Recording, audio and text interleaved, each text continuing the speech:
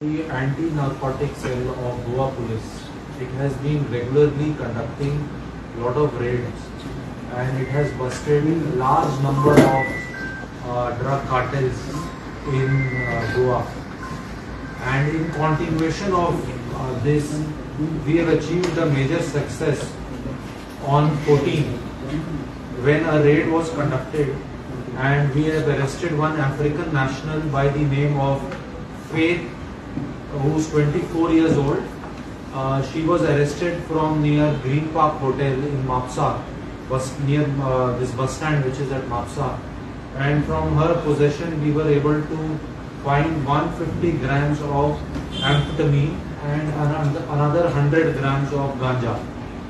The total worth of this drug is estimated to be around 15 lakh rupees in the international market.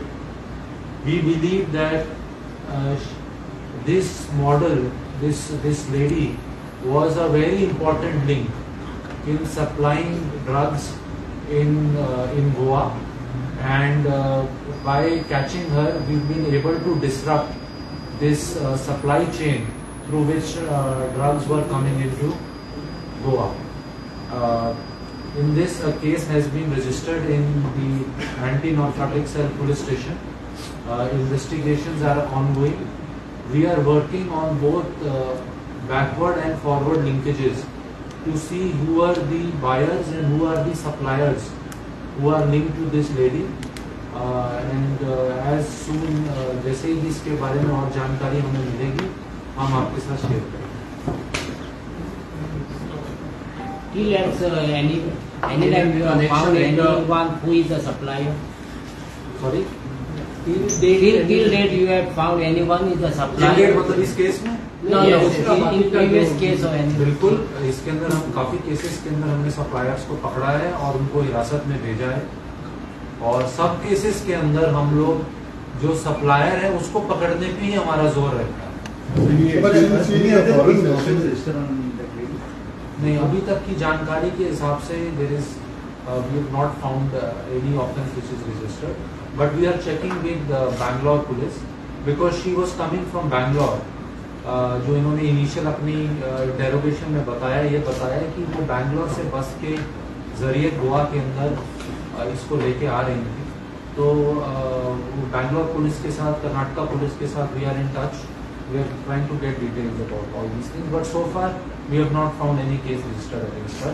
इसमें मैं एक ये जानकारी दे देता हूँ कि she is a Nigerian national who came to India on a student visa in 2022. Initially she had come to Delhi and she had taken the visa stating that she wants to pursue her studies in Lucknow University. But she is revealed that she did not join the program.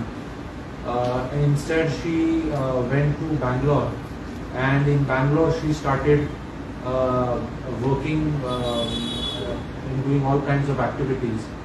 And तो अभी तक की जो जानकारी मिली है वो यहाँ तक.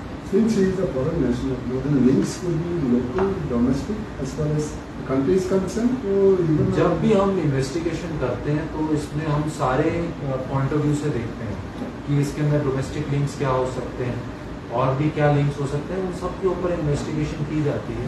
We don't leave any side which is not left undetected.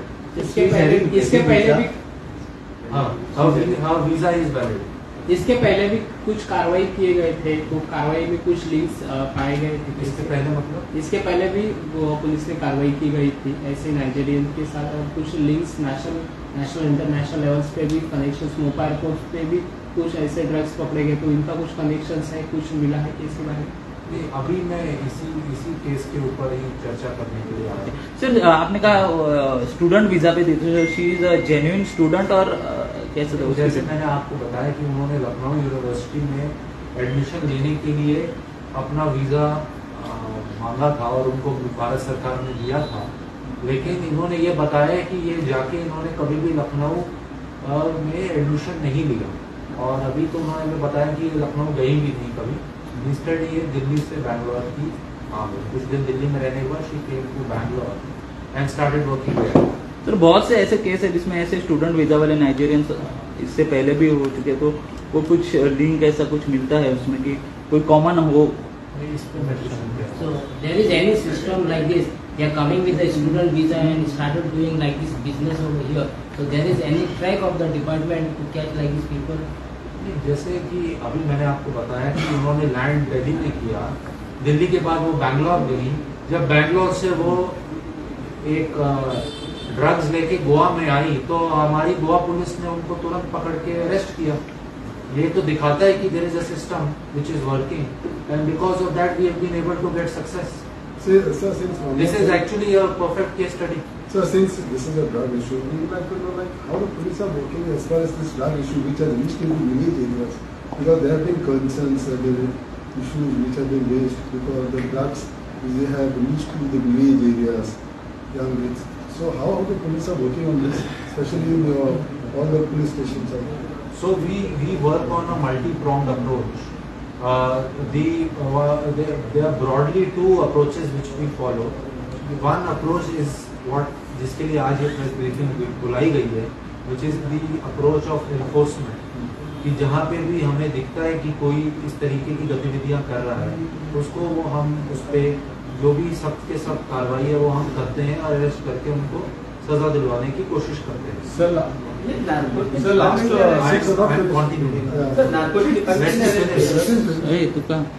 खत्म करता हूँ।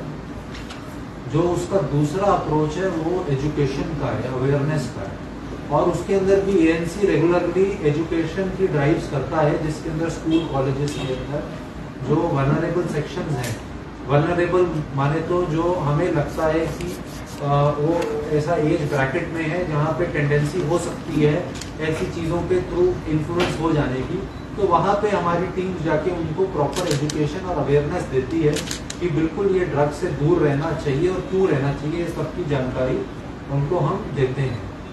जी sir, last 6 months last 6 months से क्या ड्रग्स का केस इंक्रीज हुआ क्या डिक्रीज हुआ सर? इसके अंदर जैसे मैंने आपको बताया कि पिछले 6 महीने से almost on a fortnightly basis ANC is doing detection, and they are not tiny detections.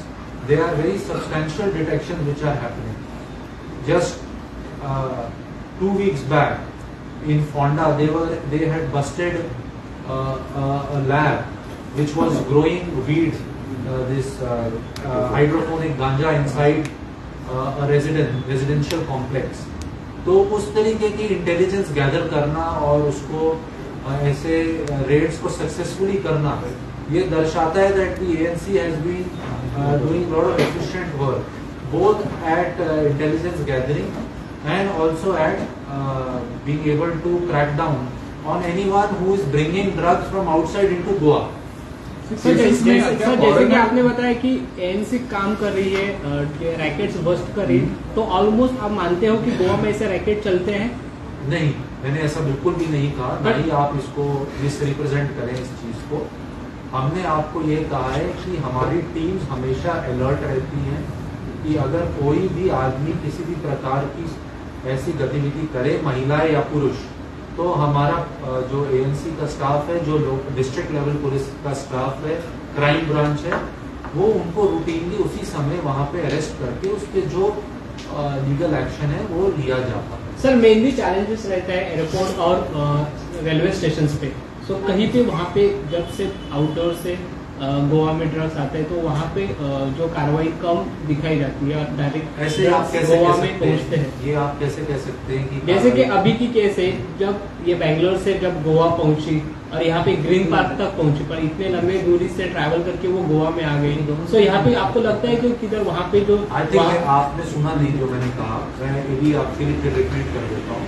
इनको हमने बस स्टैंड से ही पकड़ा है, तो जैसे ही वो बस स्टैंड पे ही उनको एप्रीहेंड कर लिया गया, तो आगे तो वो कहीं गई नहीं। वो तो बस स्टैंड से ही हमने, ये तो दिखाता है कि जो बस हमारा जो वो है वो अलर्ट नेचुरली इसके अंदर जो एक हमेशा एक जो स्कोप फॉर इम्प्रूवमेंट रहता है, और हमेशा ये हमारा भी प्रयास रहता है कि हम कैसे अपने आप को और बेहतर बना सकते हैं, कैसे हम और डिटेक्शन कर सकते हैं, और उसके ऊपर कॉन्स्टेंटली हम काम करते रहते हैं।